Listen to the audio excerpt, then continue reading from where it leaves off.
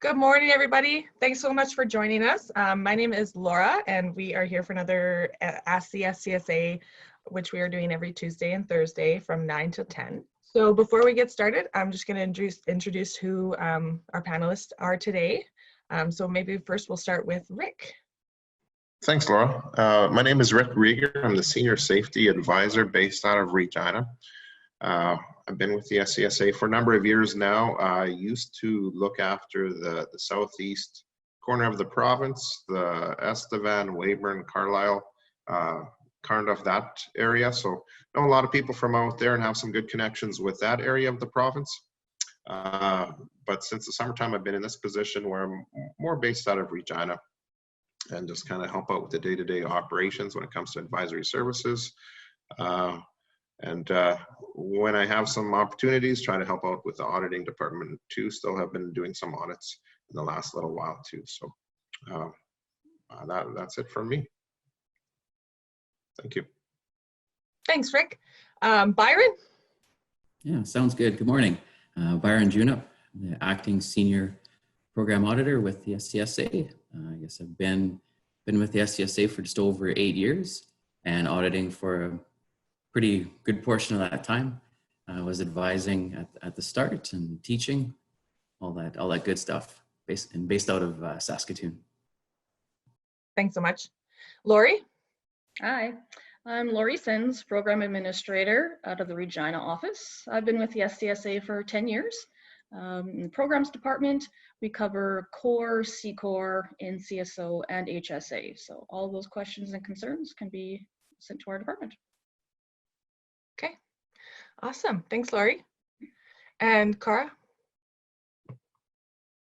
Hi, I'm Kara, Safety Advisor out of the Saskatoon office, and I handle the Melfort, Nipawin, Tisdale region. So on a normal month, I'm out there about once a month, but right now I haven't been. So as soon as everything settles down, I'm looking forward to heading out there to see those folks again. Okay, awesome. And I guess I didn't introduce myself, but my name is Laura. I'm a safety advisor with SCSA. I've been with them for, this will be 6 years this year. And I'm based out of Regina as well. So, so a couple of just kind of housekeeping things before we get started. So we've had this a few times. So if you've been through this, you might already know, but if you have questions and you're using Zoom, we'd like you to use the Q&A feature at the bottom. This way we can save the questions for later and update our FAQ page. The chat feature, if we have any links that we'd like to share with you guys, that's usually where we're going to put it. So you can click on the chat feature from there. As well, we are live streaming this on Facebook. So we have an advisor that's monitoring questions that are coming in from there as well. So we have a few different options as far as joining us today. But before we get into the questions, we're actually going to talk about a subject that obviously is happening a lot nowadays, working from home. And Cara has a bit of a presentation for us on that. Thanks, Laura. Okay, so working from home. So a large portion of the population across many different career paths are now working from home due to the COVID-19 pandemic. So we just wanted to speak to our members and anyone else listening about some things that you can do to make that a little easier on yourself. So some things to consider when we are working from home, your workspace. So it's important to have a proper workspace that you can be in to maximize productivity. So we want to ensure that you have a comfortable, devoted workspace. It should have a lot of natural light and be free of any noise or other distractions that you might come in contact with throughout the day in your home. There's a big change in your coworkers, I'll say. So people have children at home, they have pets, we have deliveries at some point. Those can all kind of take away from our productivity. So we want to make sure that we're in a place free of as many distractions as possible. The next thing we're going to talk about is ergonomics. So we want to make sure that when you're in your workspace at home, we're sitting up straight, feet should be flat on the floor, eyes level with the top of your screen. If you find that you are uncomfortable in your workspace, maybe consider a yoga ball or another seat. If your chair, like mine, I love my kitchen chairs, but I've noticed in the last 3 weeks that they are super uncomfortable for a long period of time. So I might be investing in a yoga ball to sit at my desk, or my kitchen table rather. And you can check out our toolbox section at www.scsa.online.ca for more toolboxes on ergonomics and things like that. The next thing we're going to talk about is breaks. So make sure that you're taking regular breaks. I know when you're at home, it's easy to get caught up in the flow of what you're doing. You're in your own comfortable space, so it's easy to let the time lapse and not really pay attention to that. So we want to make sure that we're taking regular breaks. Get up and take a walk around, maybe go outside. Another good thing is to have your lunch away from your workspace. So get up, make something for lunch, eat it away from your workspace, so you kind of have that break from the office, so to speak. This will help with mental health as well as ergonomically when you're getting up and taking those regular breaks. Routines. So we want to make sure that we're keeping a regular routine. Best practice is to keep your regular work routine. Get up, have breakfast, brush your teeth, get dressed as if you would if you were leaving the house. I know it's comfortable to sit in sweatpants all day, but sometimes that's not the best option. Next is schedules. So discuss with those in your home when you will be unavailable. There's going to be certain times where you have a deadline or a meeting that you can't miss, and you're going to need some assistance from your family as far as making sure that your workspace is your own, limiting those distractions as we talked about before. You may need to talk to them about your need for some quiet time throughout the day. Next is human contact. This is a huge one. I know, and we'll talk about this a little bit later on too, but the difference in social distancing versus physical distancing, I think a lot of people are thinking that they have to be away from everybody. That's not necessarily the case. Yes, we don't want to be within 6 feet of people. That doesn't mean that we can't keep that human contact up. So think about using a video chat app to maintain connections with your coworkers as opposed to always emailing or a chat feature. This will give you a little bit of face-to-face contact and help you keep in connection with your coworkers and the job that you're doing. And then transition. So we want to make sure that we have a routine to transition from your work time to your free time. You might have a yoga routine you do. You might take a little bit of time to read a book. Just something that's going to get you moved from work mode to home mode. Because you're in the same space all day, it's sometimes hard to transition from the office to work. Like we usually have the drive home. I have a 20-minute drive home. I can blare my music, I can roll the window down, I have a little bit of time to myself. Whereas when you're working from home, you don't necessarily have that. The people that are in your home are here the entire time you're here, but you need something to kind of transition you out of work mode into home mode, so to speak. The next thing we're going to talk about is mental health, because this is a huge thing for people kind of being isolated in their homes. So working from home presents a new set of challenges some of us never would have thought of. For instance, when I first came home to work, I was like, oh, I get to spend every day with my kids. And now I'm like, oh, I'm spending every day with my kids. Like, I love them, don't get me wrong, but they're here all the time, right? So we want to make sure that we keep ourselves free of distractions. A lot of us are not used to working in this environment, and it presents a whole new set of challenges that we wouldn't have thought of when we're working in a cubicle or an office setting.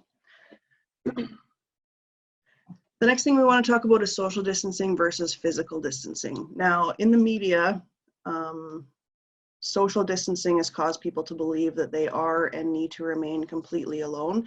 This is not the case. There are many ways to stay connected with those outside of our immediate family or home. So we're usually so busy with life that we let lapse those connections that we've previously had. So maybe take this time to phone a friend you haven't spoken to in a while. Use a video chat app to catch up with grandma or your parents or a cousin that you haven't spoken to in a long time. We've taken this, some of us have taken this time for granted, so use this time wisely to make sure that you're keeping up those human connections.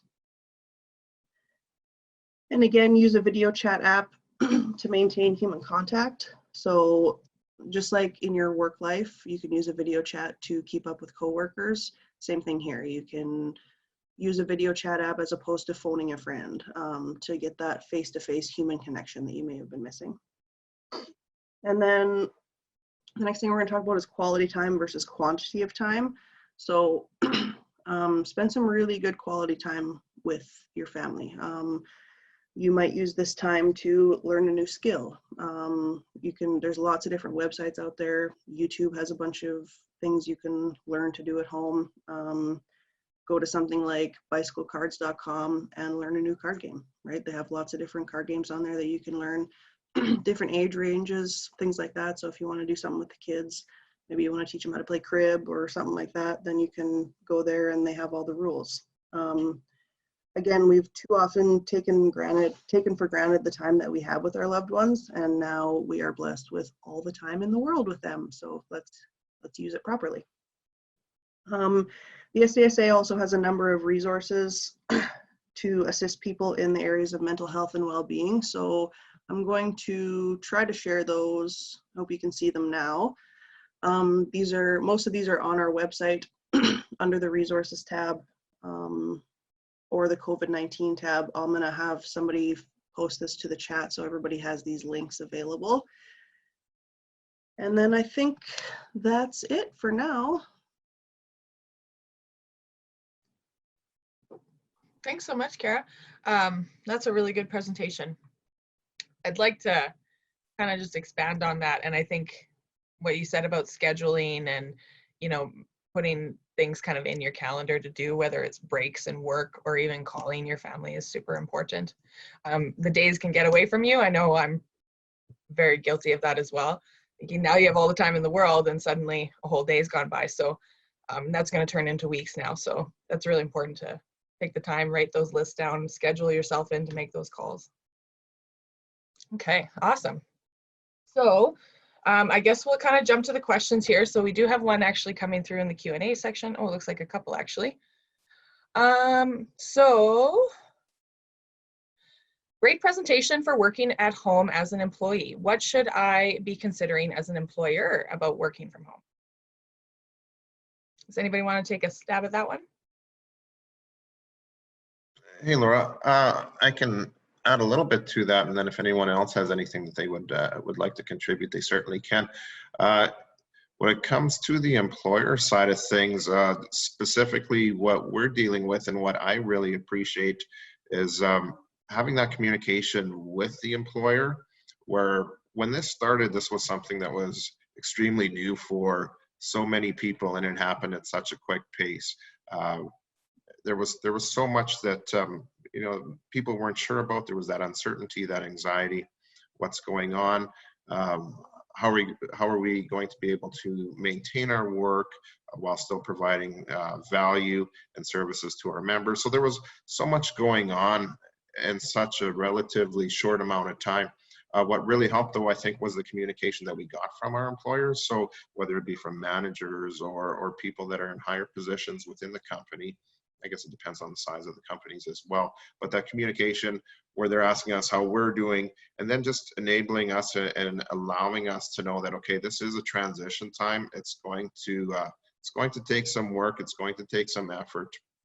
It's not going to be necessarily as efficient as it has been in the past. It may get to that point, and even with some things, it may get to a point where it was better than what we're at in the past. So even within our internal organization here, I was speaking with Byron yesterday, I think it was, it offers us some positives as well. Before, we used to have the two separate offices, with Saskatoon and Regina, and there was quite a bit of overlap, and we'd make sure that we had communication. But even the way we're doing it here with these Zoom conferences or team conferences, it just enables us or allows us to be able to talk with people on a regular basis and have a closer relationship with people that we're farther away from in proximity. So there has been some positives as well. And like I said, the big thing is communication and some understanding from the employer and management that it is a difficult time in some situations, and having that patience and that understanding that we'll be able to work through that.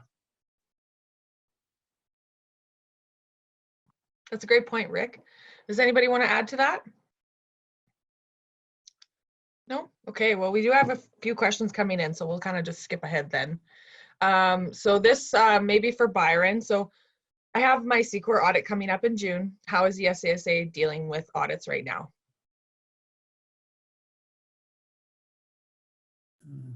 That's a great question. So that's for C-Corps, is that correct? C-Corps. Okay, right on. So with the C-Corps audits, what we will be offering is remote auditing. So that'll be for C-Corps baseline and recertification audits. So for those, we need the companies to meet the following criteria. They need to be able to supply us their documentation electronically. So having said that, they would need an internet connection. And they must make themselves available for the full date that the audit's scheduled. It'll start off with an opening meeting, going through the documentation review, and then a closeout meeting. So, and then audits, those can be booked via contacting program services, and that's SCSA program info at scsaonline.ca. Okay, thanks, Byron. Yeah, we've had quite a few questions come the last few times we've hosted these meetings regarding how audits are being carried out, what's going on. Maybe Lori, just you could briefly touch on that for people that may have missed it. Sure. I guess it does depend on which type of audit the company is due for. For example, C-Corps and Corps internal audits, if the company is able to do the audit, they do have the staff, they do have the work sites, they can meet those requirements for the audit. They can submit the audit. We've got the auditors at home that can review them. So that process is still continuing. For the externals, we are going to start this new experiment of doing the C-Corps audits remotely. With the Corps audits, those ones we are scheduling for June, July, hoping that everything will be fine by then. We will schedule those for June, July, and in the event that something does come further that we would have to cancel, we would do an extension. Awesome. Okay, thanks so much, Lori and Byron. Again, if this is your first time joining us, we're working on FAQs as well. So those will be available on our website and our social media. So you can scroll through those and maybe your question might be in there.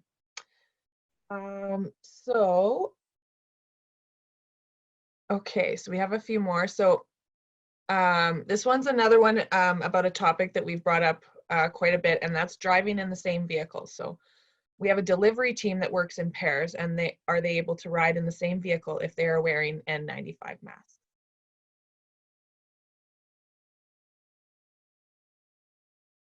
Or sorry, maybe Cara, do you want to expand on this? Sure. So physical distancing is always the best route, right? When we talk about control of hazards, we talk about the hierarchy of control. So we have elimination, right? Substitution, elimination, engineering, substitution, admin, and PPE. So PPE is always our last line of defense. If we can do something to eliminate that hazard altogether, then we want to do that, right? If we can have one person in a vehicle, that's the #1 best way to make sure that this virus isn't going to get spread around. Now, if we have to have more than one person in a vehicle at a time, yes, PPE is going to be the way to do that. Absolutely. And again, Labor Relations and Workplace Safety, they did release a form just sort of discussing these things, and they talk a little bit about being in the same vehicle. That link is also on our website, and we'll get a link for you guys on the chat feature here for that document as well. Okay, so next question here. We got a few of them. With COVID-19, what process can you use for signatures for Toolbox or safety meetings or other forms that require signatures?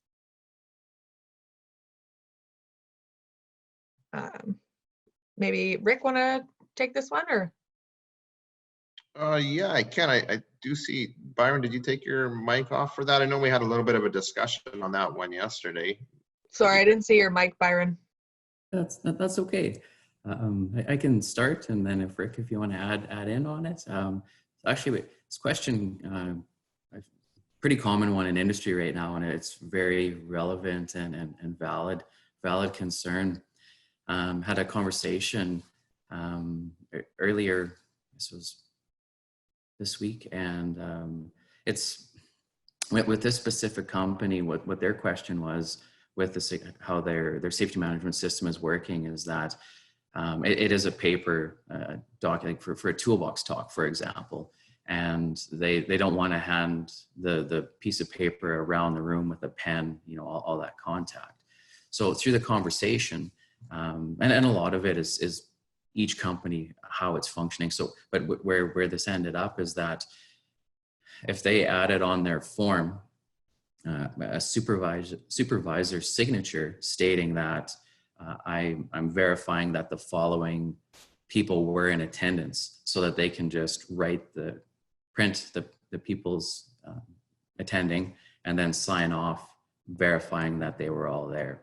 So with that approach, and where they were, I mean, it needs to work for them. It's not always about an audit, but their question was for the audit, how do we demonstrate that? So by adding that to your documentation, clearly stating that this is the purpose of the supervisor's signature for that one area, it's right there, and it's anyone looking at it can understand how that's working. Something that wouldn't, you know, your regular supervisor reviewed signature at the bottom would not suffice for that, because that's just your normal, you know, review of, and if there's anything to add. So, Rick. Yeah, we actually spoke about that in our meeting yesterday too, and there were some other questions that did come up as far as even like companies with their sign-in sheets to know what employees are on site at a particular time and moment. So there were some ideas that came out of that. Again, similar to with tools, you don't want to be sharing contact or having the same contact with particular tools. Same thing with pencils or pens or anything like that. So some of the thoughts that came out of that meeting too were individuals carrying their own pens, you know, so they're not sharing that. There was another person who spoke about the company providing the pens and latex gloves, and doing it that way where they can pick up the pen with the latex glove and then dispose of the gloves once they're done.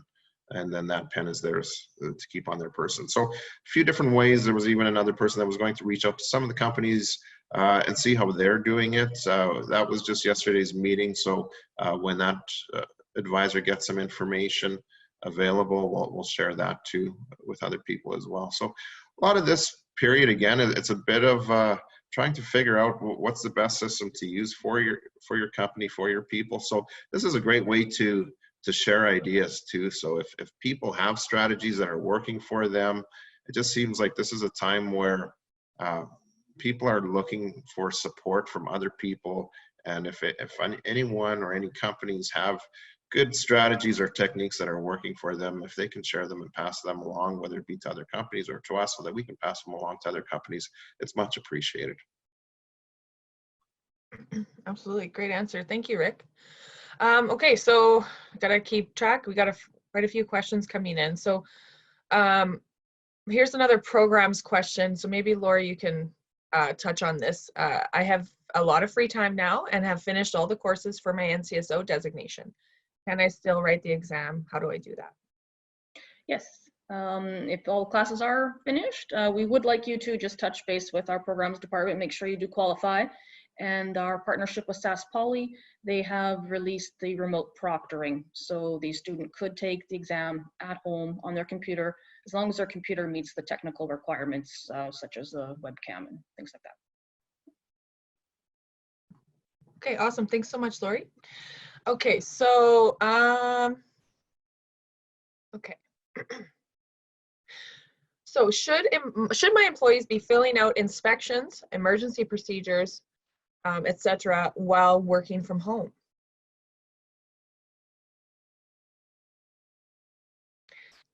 Anybody want to take a stab at that one?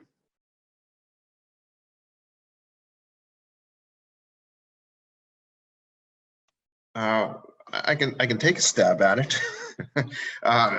We have had some discussions about this. I don't know if we've necessarily come to a consensus yet. But again, the thoughts of it were, if this is now your workplace, it's certainly in your best interest to be doing inspections, whether it be both informal and the formal. So, you know, it's like we say when we try to give advice to companies when we're working with them, you always want to err on the side of caution. So as we have more and more people from the workforce working at home, it would stand to reason that you would be doing those inspections in your workplace. And now we're going to be starting to look, depending on how long this lasts here for, and this was touched on in Kara's presentation there, even when you're looking at things like ergonomics and things like that, like strain, this is, you know, a situation where some people have a lot of anxiety too, and are coping with it in different ways. So there's the mental health aspect that she spoke on too, and that's the thing too that we've been talking about as a team and to other people when we contact different companies and are having conversations with them, how they're managing, how they're coping. Do they have any tips? You know, what are they doing to keep in a good frame of mind? So I would say don't just disregard that and not do that. As far as inspections and things like that, you need to pay particular attention to your workspace. And at this point, this is our workspace if you are working from home.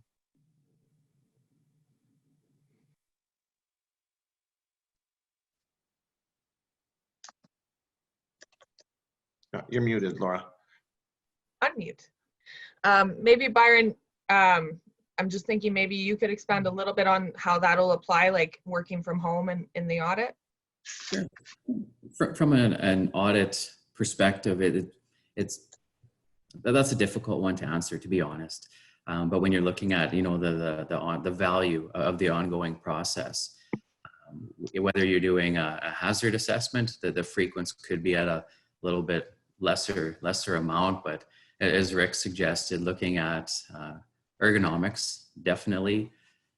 Mental health, you know, state of mind on task is a big one. Housekeeping, I'm sure we can all relate to that. Everybody being in the home together more frequently. A lot of housekeeping issues, slips, trips, those kids' toys. You don't see them. You can wipe out quickly with those, but but truthfully though, there's a lot of value in that. Many office environments do conduct, whether it's a weekly type hazard assessment, and, you know, identify applicable items. So and tying into that the inspection process and being aware of your surroundings. A lot of value for sure. Thank you so much, Byron. No, that's a really good point. Yeah, I guess like just keeping in mind with what's going on, it's hard. We have to make adjustments, but that doesn't mean just because we're at home we should stop doing any of the things that we were used to doing, or we should make adjustments to try and do those. So, okay, so quite a few more questions.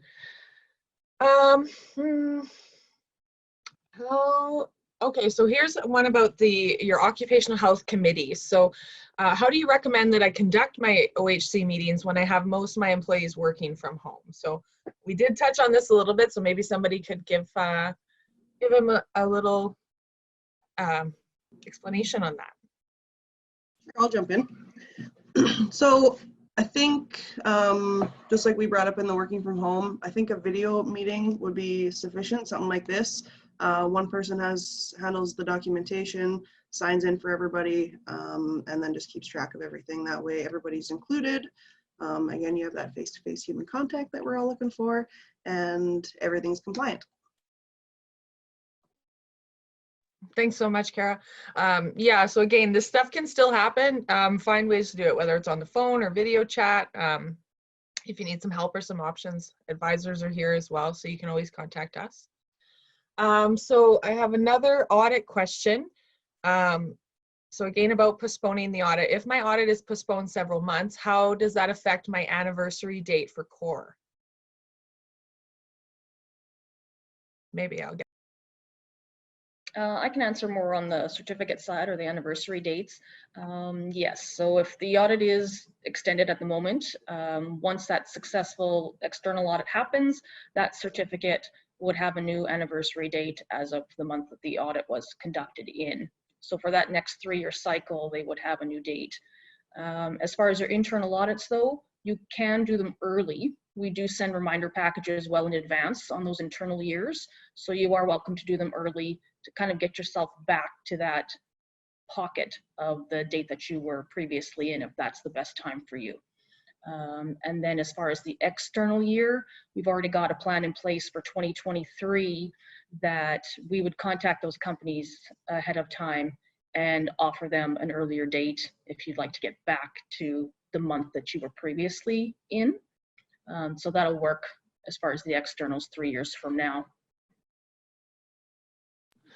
Okay, awesome. And so there was another question that came through, I think a couple even, about, yes, can I still submit my company's manual? Can I still submit my maintenance audit during this time? So yeah, you can submit the manual. We're accepting electronic forms as far as I understand, but we can do paper if that's all you have. We just have a process for that now. So we're still doing all these things. It's just taking a bit of time. So again, if you're not really sure what to do or who to contact, go to the website. There's contact information for the programs or the advisors, whichever you want, and somebody will get you to the right person. I could just add to that, please. With the definitely working with the companies and all the different scenarios, but if possible, especially looking at the manual submissions for review, electronic would be preferred.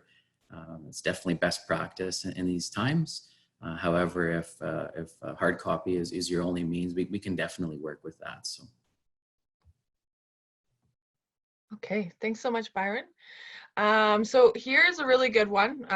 Is the SCSA looking at conducting any video courses? Is there anything new that we're coming out with to try and meet the needs? Yeah, does anybody want to jump on that?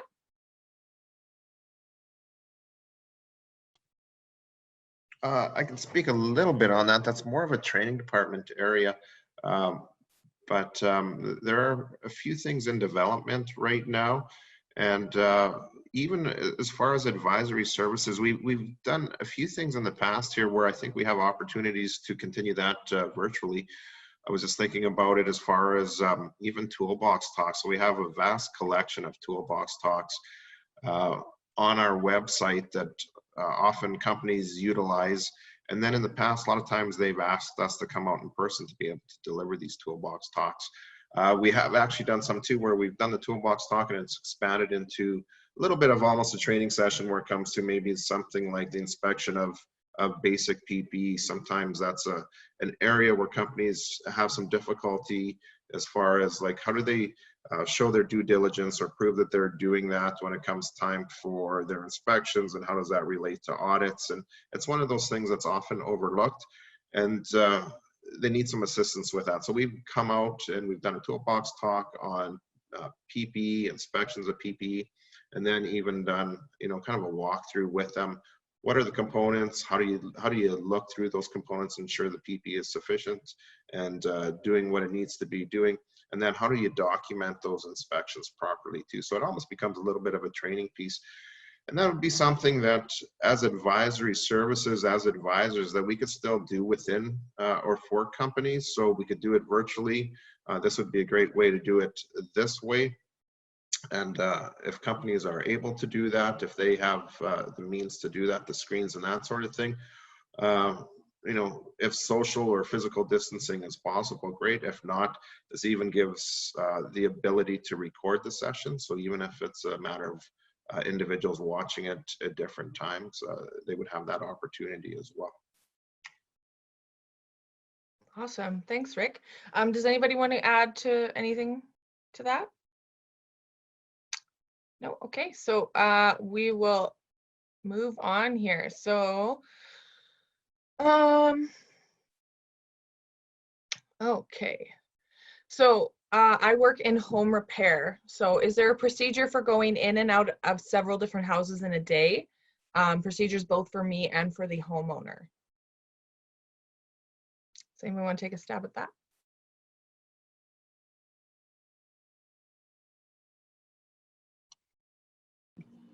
I can speak a little bit on that. I'm not sure, Kara, if you were going to, if you have anything to add, certainly after me, go ahead. We have developed a questionnaire. It's a fairly straightforward questionnaire. It is on our resources. So this applies to someone in a situation like that, people that are doing service work and things like that, that are going into people's homes. It's a bit of a questionnaire where it talks about certain indicators as to, you know, how have you been feeling? Do you have any symptoms that could be related to COVID? Have you had any travel within the last little while? I guess that becomes a little bit less of an issue as there's community transmission with COVID now, but it does give people some set questions where they can ask the homeowner and actually have the homeowner fill it out. So it's not just an informal conversation, a phone conversation beforehand, although you may want to do some digging into it beforehand. I think that would be a good idea.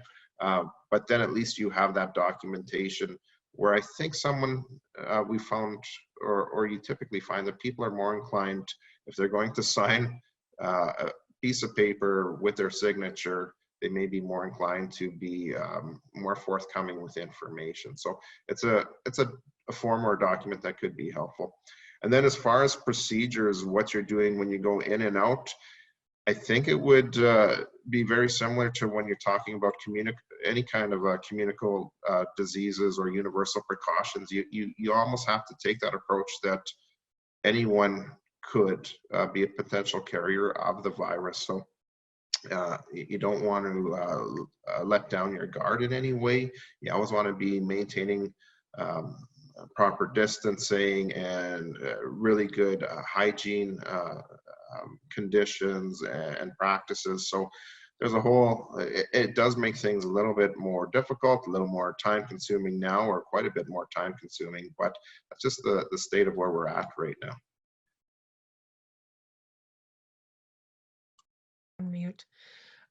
Absolutely. So I think the other thing to keep in mind is that, I mean, it really depends on what you're doing. Safety is not like a black and white thing where, you know, if everybody does the same thing, then we'll all be fine. You're not going to get much work done if that's the case. So it's really looking at each situation differently.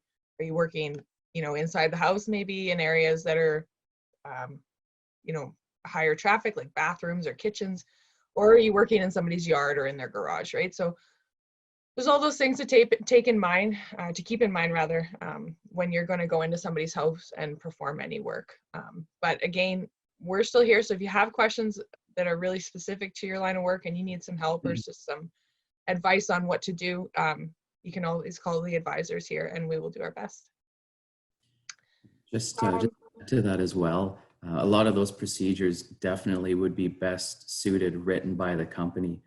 It's for us to provide a generic, it'd be more of a safe work practice, but to look at what you do, how you've been doing it, and how you can continue to do it safely, whether it's, I mean, if you're going into the home, curbside, you know, if it's a delivery, how you can perform those tasks safely, adhering to the guidelines that have been given.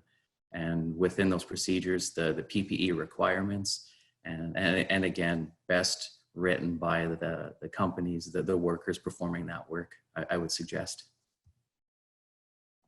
Absolutely. That's a great point, Byron. Does anybody want to add to that before we keep going?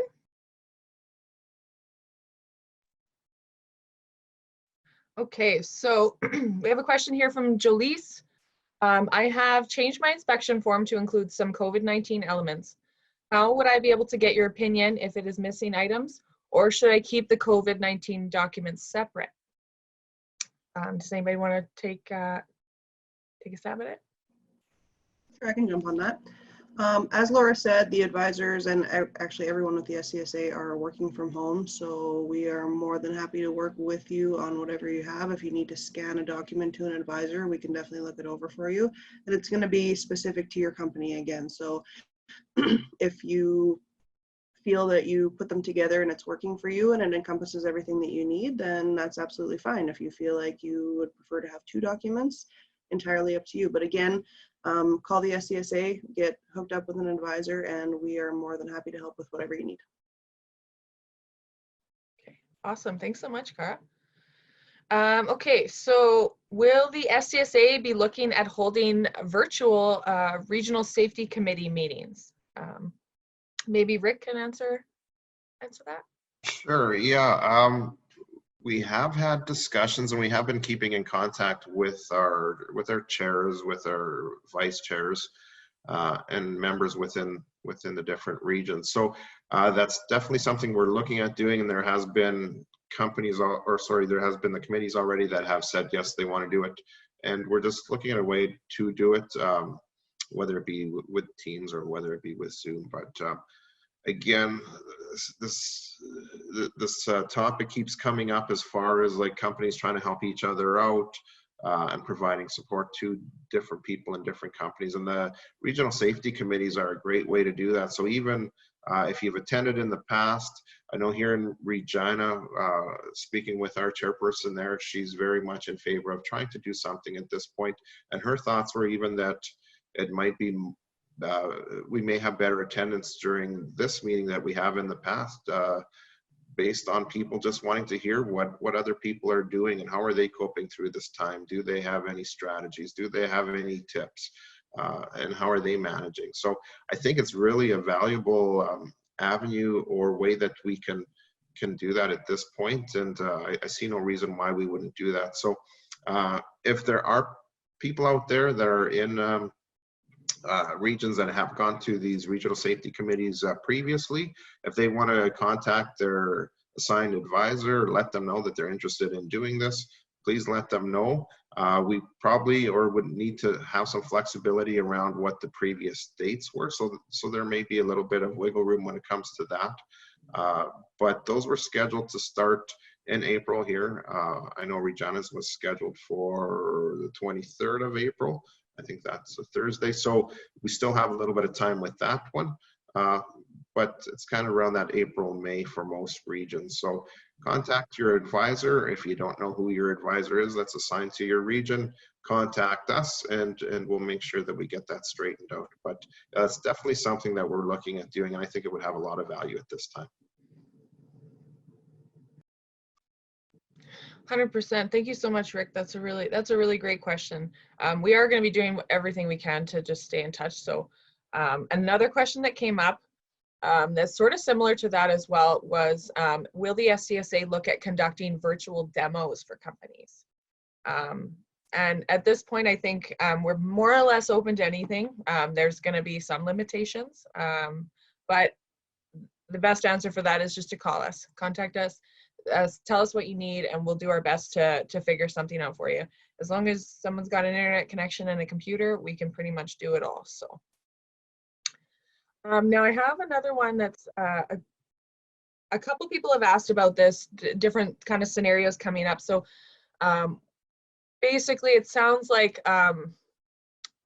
having certain employees or people in your workplace that are verbal about it, very obvious about not taking this physical distancing thing seriously, and or maybe they're doing things outside of work hours that aren't in compliance with any of this stuff. So can we give any advice on that? What to do if we know somebody isn't physical distancing or they're going places maybe they shouldn't be at this time? Does anybody want to take a shot at that?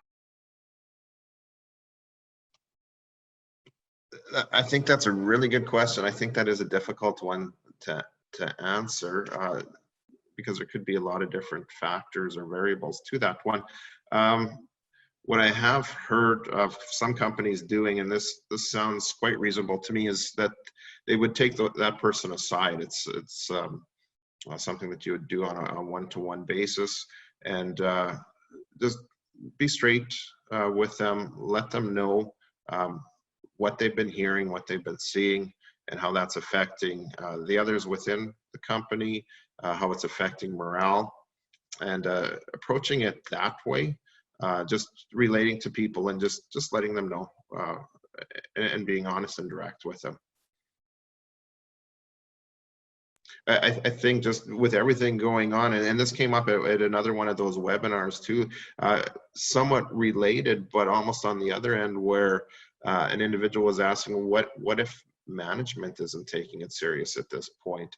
And that was some time ago. So just the way things have changed in our world right now, it's difficult to understand or see where people would have those thoughts at this point. But you do hear that people are still not following what's laid out by the government as far as what the recommendations are. So, when it is the government that's putting these recommendations in place, and it's just everywhere. It's very difficult for me personally to understand why people wouldn't be following that. So, just letting them know how they're putting others at risk. Absolutely, Rick. Thanks for making that point. And just to reiterate that through this whole process, from start to finish, the biggest thing here is going to be communication. If there's people that maybe aren't taking it seriously, then like Rick said, you have to have that sit down with them and just clarify what your company's stance is, what your stance is, and what public health stance is, right? So. Yeah, Laura, sorry, if I could just add to that too, when dealing with companies and having interactions with companies, whether it be in an advisor role or even in an auditing role, quite often you hear from people that I want to go home safe at night. I want to be, I want to go home in the condition that I went to work, sort of thing, in the morning. I don't think we've ever been in a position where that's more true and almost more difficult to attain, because when we're dealing with the virus and talking about the virus, we're not necessarily sure, are we going home safe at night? So if someone isn't following practices and is doing things that they shouldn't be doing as far as social distancing, that really is putting other people at risk, and where they may not be going home safe at night. And just the way that could affect then other people and other people's families, and how that can just carry forward. It's just not wise, and it's not worth the risk at this point. And maybe it's a little bit about education too, and just making sure that people are understanding of what their actions, the effects that their actions could have. Absolutely. Thank you so much, Rick. Okay, and so actually kind of expands on that last question. So if my employees are distancing from each other, and I do have proper measures in place, and one of my employees does get sick, does that shut down my whole company, or is it just that employee?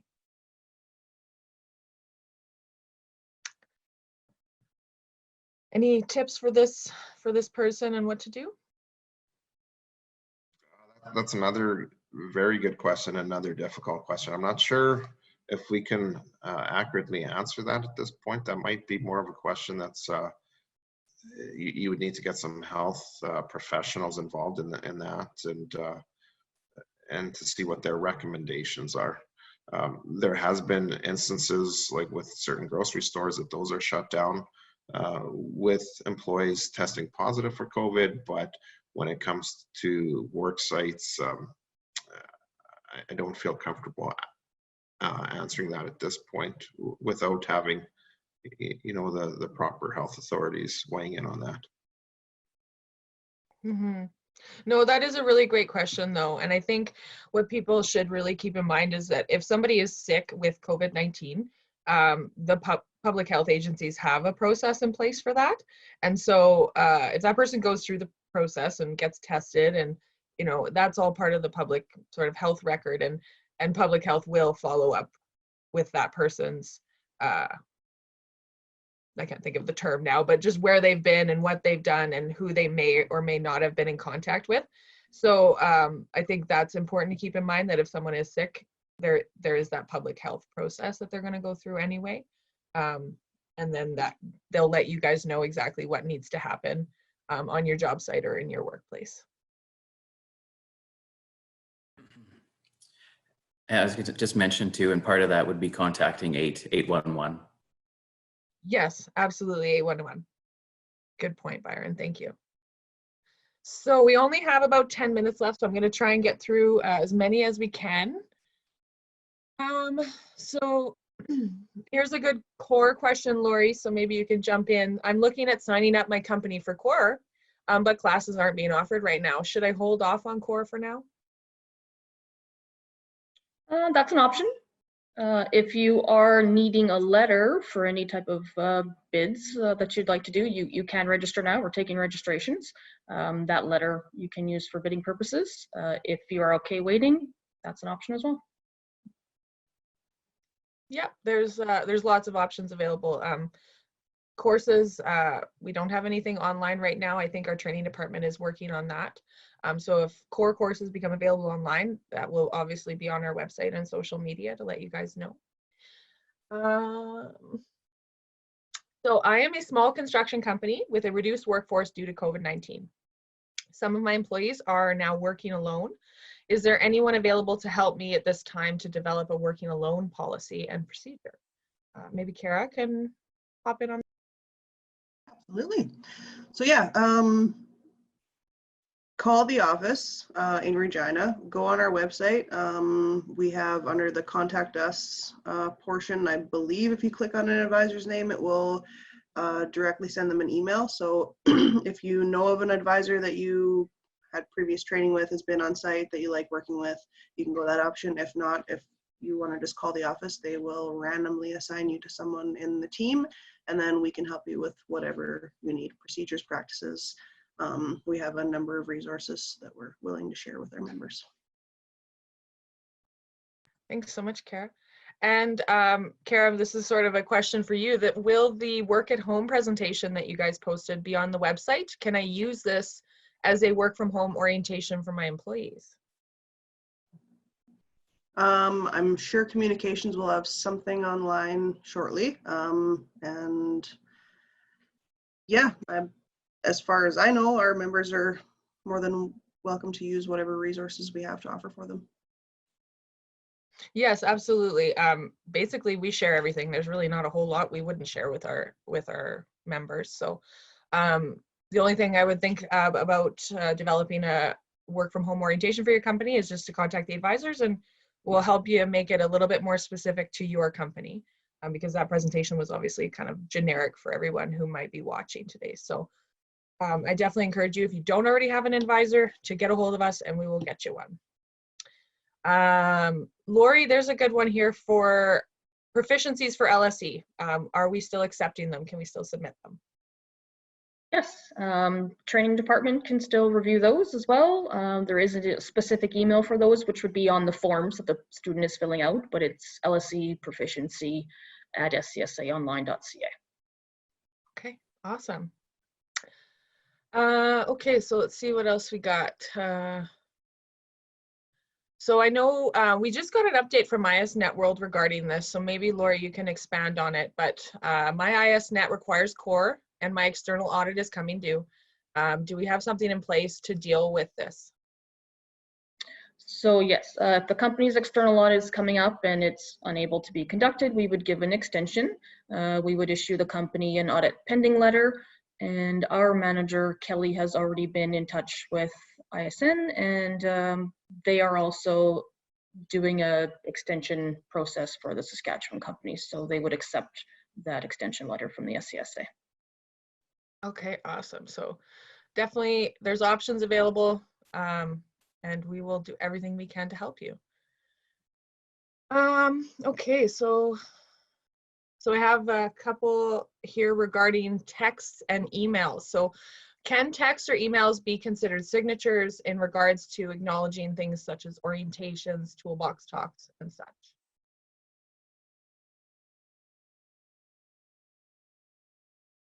Does anybody want to take a shot at that one?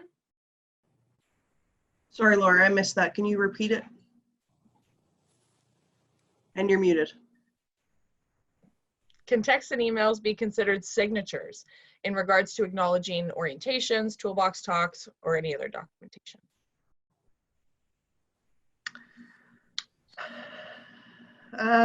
Okay, I see Byron has his microphone off, but I'm gonna jump in first. Oh, no, he shuts it off.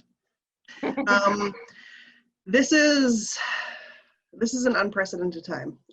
In my personal opinion, it is not a good idea to share paper or pens or be in a room with somebody. Or now, as far as the auditors are concerned, I'm going to let Byron chime in on that, but it is my, like I said, personal opinion to have the passing of pens and paper and being in the same room with somebody and showing them a video and sitting over top of them, helping them with a questionnaire is not a good idea at this point, in my opinion. So if Byron wants to chime in, or Rick, on that with their opinions, I'd be more than happy to hear that as well. Yeah, absolutely. It's definitely following best practices, and it's a great idea. We're all working together and coming up with solutions. There are so many hurdles and roadblocks. I get that, and the question is what's the solution? When you're looking at that suggestion, I think it's fantastic. I guess my question would be, how will that be collected and maintained? You know, for an orientation, if somebody sends an email, you know, stating that they have taken the orientation, has a date and time, has their email address, etc. You know, to print that off and attach it, and then you're eliminating the changing of hands. I think that sounds excellent. There are a lot of secure digital signatures that can be utilized as well. I think that's a best practice at this current state. With the texts, again, the question would be the collecting and housing of those could get a little bit cumbersome depending on what it's for. But definitely with the email, digital signatures, things of that nature, I mean, sounds like a fantastic solution. Yeah, and I know, I mean, we're using digital signatures in Adobe right now. Super handy. I love it. And I know in my experience, I've had companies where, you know, they send out say a toolbox or something like that, and they have everybody reply to that email thread acknowledging that they read it. So that's one thing to do if you guys can't be in touch. I think it's a great option. Text might be a little bit tricky, like Byron said, but responding to an email thread, if you have Adobe, look into adding that signature line, so everyone would have their own signature and password that they could add to that. So there's definitely options. Again, if you have questions or concerns or anything, definitely give us a call and we'll do everything we can. So we only have 2 minutes left, guys. So we'll see if I can get any more questions out here. So this one, I cannot find masks for my service guys. Can I make my own? That's kind of a tough question. Does anybody want to maybe jump in on that?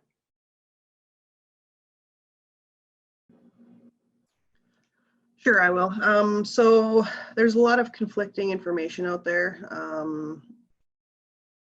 Get your information from a trusted source. If for some reason the government of Saskatchewan says you can make a mask out of a certain material, then okay, but I wouldn't just go to Pinterest and try to make something out of a bra cup. I've seen those online. Like, you have to be smart about what you're doing, right? So sometimes when you have something like that on your face, especially if you're not a medical professional, you don't know the procedure for donning and removing that mask properly.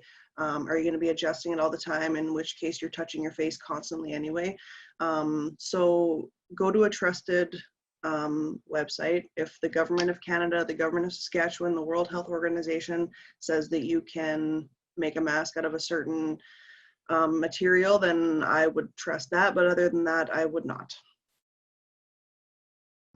Yeah, I think that's a great point, Kara. Right now, there's a lot of information kind of flying around and nothing's for certain. So at this point, I think it's just going to be staying in sort of in touch with those authorities and doing everything you can in advance of that to protect your workers. So, but things are changing so quickly. Every single day, things are changing. So it's best to just stay on top of it and hopefully get the right information. Okay, so that's our time here, guys. So Thanks everyone for coming. If you have any more questions or anything like that, you're free to email or contact us. We're going to be doing this every Tuesday and Thursday. So if we get questions over the weekend, we'll bring them up on this again on Tuesday. Okay. Well, thanks everyone for coming and have a great day.